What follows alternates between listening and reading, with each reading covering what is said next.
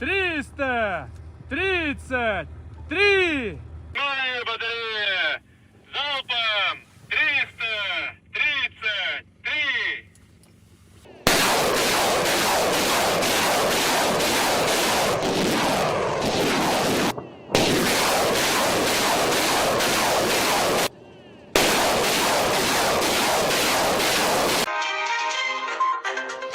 turabahaye ikaze abanywanyi bacu bakunze bacu mudukurikirana mu mpande zino z'isi kaze muri ano makuru aho turi kubabwira amakuru ariko aravugwa muri kano kanya. Amakuru yacu rero n'ubundi turahera mu Burusiya, intambara iri kurahuza Urusiya n'igihugu cya Ukraine, ndetse turabwira n'ayavugwa muri Amerika n'ahandi. Ikaze muri ano makuru. Twongeye kubaha ikaze rero twibutsa kugira sabone canke kugira subscribe bakoresha ururimi rw'icongereza ufata umusegonda canke amasegonda abiri ugire sabone canke subscribe bibanye n'ururimi ukoresha. Amakuru yacu rero turahereye muri Ukraine neza mu gace ka Donbas region, aho imigwano ikomeje ingwano hagati y'igihugu ca Ukraine ndetse n'igihugu c'Urusiya. Intambara rero iri kurabera muri kano gace ka Donbas region, intambara ka Donbas region, intambara zikomeye cyane gose. Uburusiya bwongeje ibitero byinshi cyane gose muri kano gace, aho biboneka ko kano gace kose nako vuba gashobora kugwa mu minwe y'Uburusiya ijana ku ijana. Igihugu ca Ukraine kigo kiragerageza uburyo bwose gishoboye, kigo kirakoresha ibigwanisho byose Burayi bwatanze ndetse na Amerika yatanze, ariko rero ngo ingorane igihugu cya Ukraine kigo kirahura nazo ngo nuko ibigwanisho byinshi bahawe na Amerika wari ibigwanisho bishasha ari modern weapons. Ibi rero bino bigwanisho bishasha akaba abasirikare ba Ukraine badafise ubunararibonye bwo kubikoresha, nubwo ari ibigwanisho byiza cyane gose bikomeye, ariko rero ngo haracariho igihe kugira ngo babanze bigishwe kubikoresha. Bano abasirikare bamwe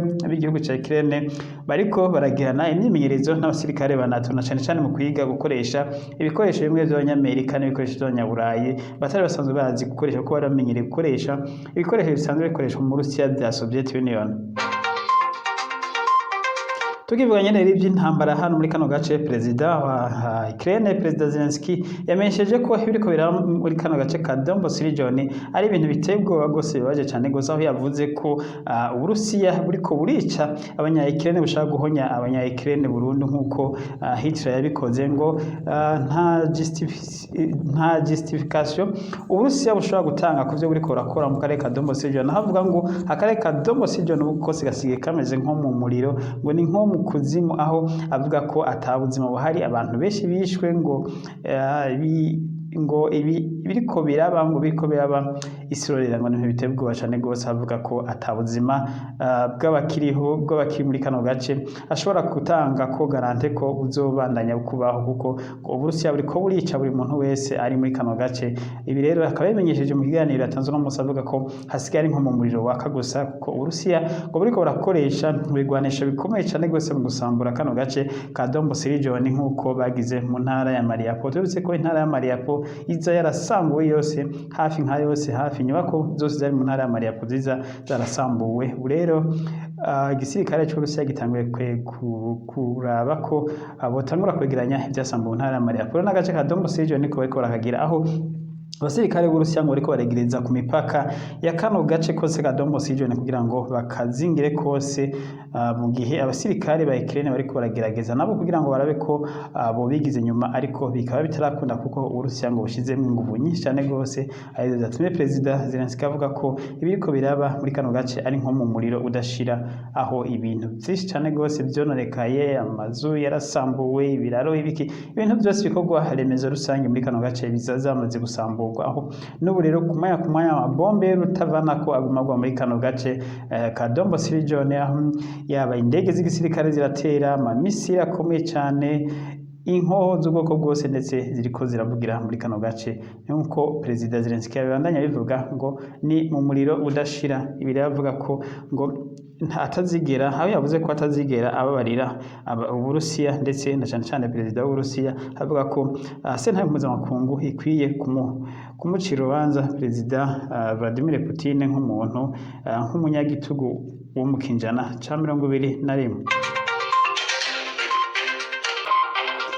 Tuve ngaho rero mu karere ka Dombos region tujabuke hakurya gatoya mu gihugu ca Finland. Igihugu ca Finland rero nyuma yaho gisabiye kwinjira mu muryango wa NATO ndetse hamwe n'igihugu ca Sweden, Uburusiya bwahise butera indi ntambwe inyuma yuko bino bihugu byose bisabwe. Uburusiya bukaba bwegereje za misile zabwo ama ICBM ndetse ibimodokari bifise n'ubushobozi bwo gutera amabombe ya nucleaire, bikaba amayo mu bwoko bwa Iskander akaba yegerejwe igihugu ca Finland.